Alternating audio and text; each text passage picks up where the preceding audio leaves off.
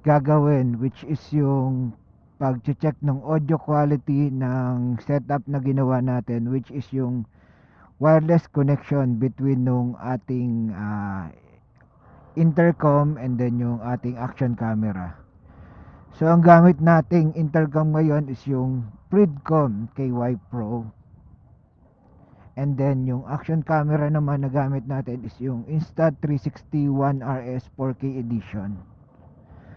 Then may separate pa tayong camera na nakamount naman sa handlebar natin, which is yung Insta360 One RS for our 360 view. Yan. So sa ganitong setup, try nating eliminate yung pagbili ng ating separate pa na mic adapter para doon sa action camera natin, and then yung mic